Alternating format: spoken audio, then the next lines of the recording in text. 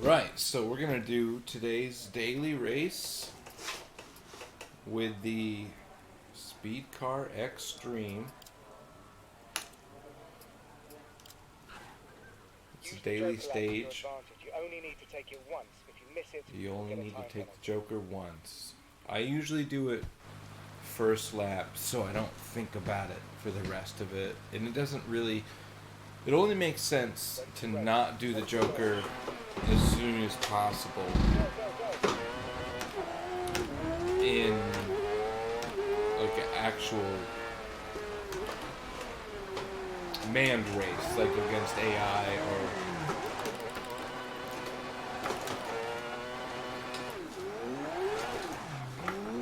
that's a great way to start. So I was saying, I really don't know a reason to take the Joker on a different lap, because the total time is what's taken. So the thing is like, even if you have a bad lap,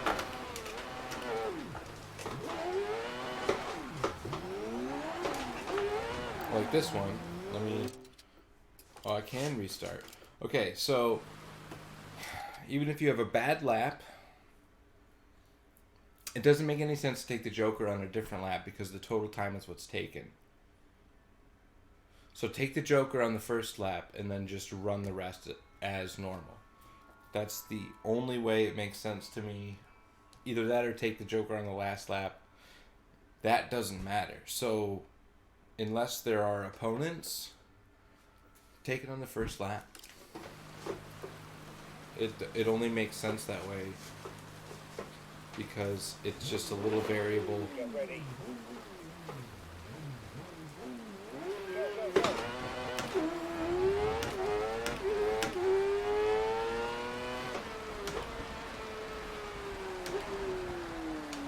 It's a little variable that doesn't mean anything if there's no opponents.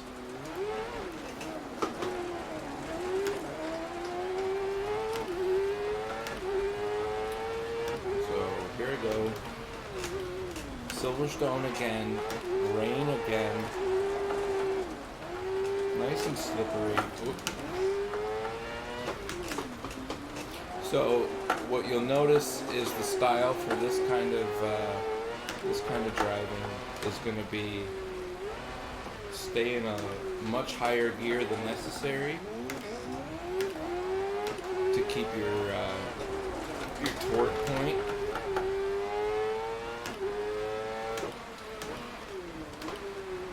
Keep your torque point without going up into the horsepowers of your power band. And that'll make more sense if you know some physics behind the power band and what the engine is dealing with between 5,000 and 7,000 or whatever those ratios look like for the engine.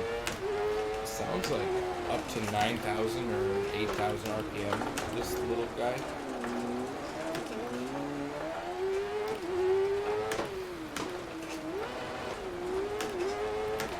If I wasn't,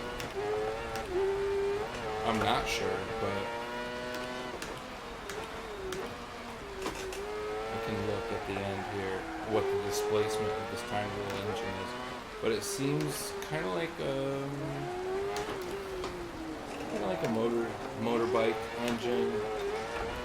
The way it feels, the torque of it and everything, and how high it revs. How short the gears are, stuff like that.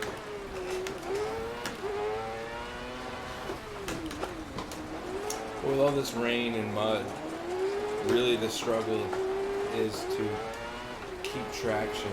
And so the best way to keep traction is to increase your torque point.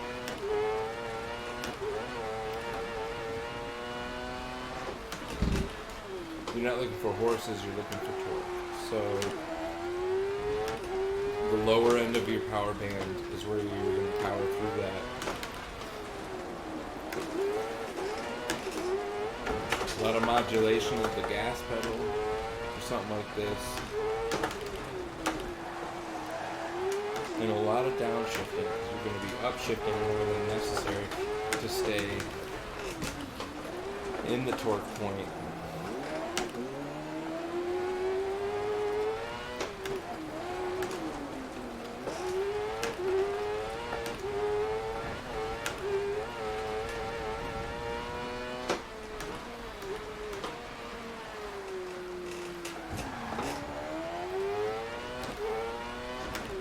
Now with a tiny wheelbase and a short ass apex like that can be risky. Really turning in and diving in to the corner like that last one, but it felt good.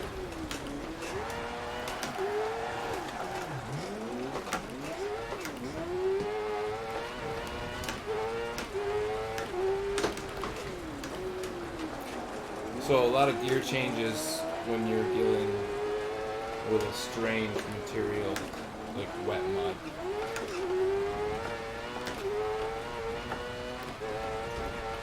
And by strange I mean not as predictable. Wet tarmac is 1,000 times more predictable than wet mud in this game, at least. So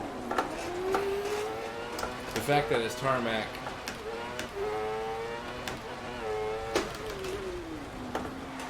really, if you notice, there's a couple key points at these corners that are actually tarmac, except for this hairpin here, or a cube, I'm not really sure.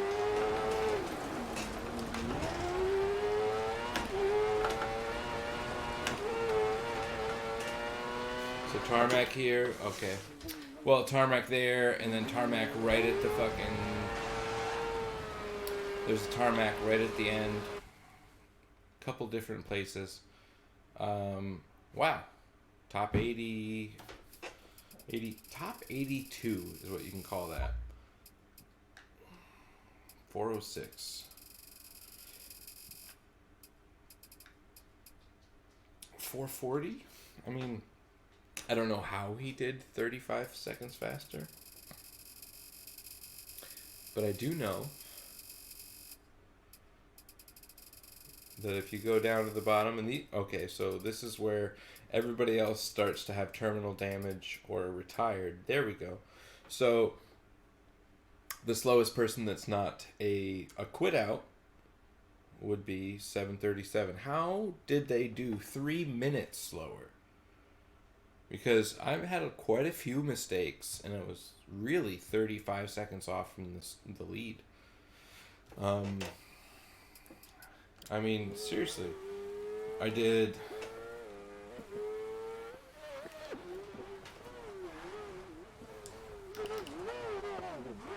spun out in the very first second. Or no, was that before I replayed it? Yeah, still not great. Opening corner, overshot it. And then, I managed to catch it. I am talking and driving during all this, which, but this is what I mean about asphalt and tarmac points. There's a couple key points on this track that are tarmacked just to help out. This is not one of them. This one you really got to adjust as necessary. And these tiny little wheels, even when you start to gain grip,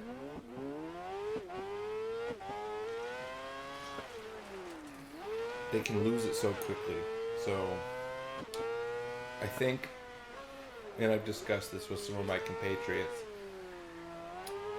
this is probably the league that I will do the next Rallycross career mode in.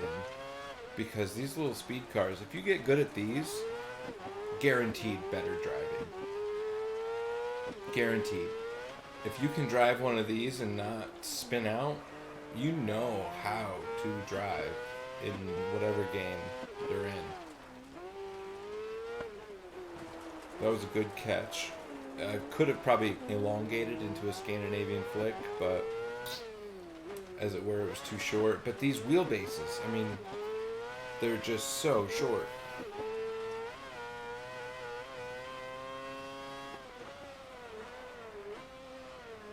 But see that right there? I overbraked. Overbroke. That's fun. So I overbraked because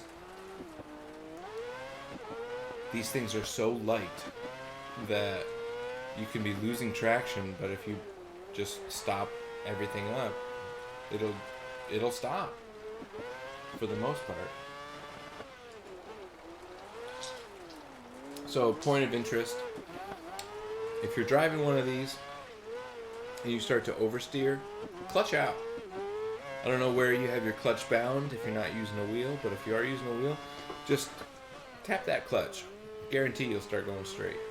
It's so light, it physically, and the physics are pretty good in this game, it physically cannot not start going the way you're facing. With that 5-foot wheelbase and only weighing like 950, 1,000 pounds maybe.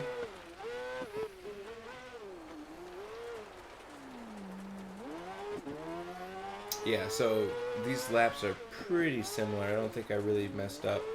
This one I got on really early, created a new straight line.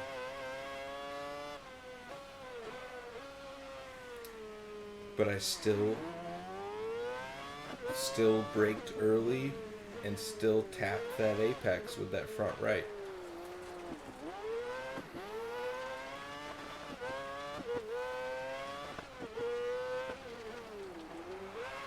And that's another tarmac point. I just caught some grip and it was not good. Not good. But, you know, another daily stage down. Top 100 in the world. I'll take it. It's probably worth a nice 20,000 at least for a daily stage like that. And it's a great way to make money just one at a time. These cars only cost 20,000. You can pretty much own one after your first event with the car you get for free. So you get a car for free and you start doing an event, and then immediately from the winnings from that, after repairs, you can buy one of these. If you can find one used in the store, I don't know if I've ever seen one like that, but I do know they rotate stock at an hourly rate like that. Yeah, okay, that was the end.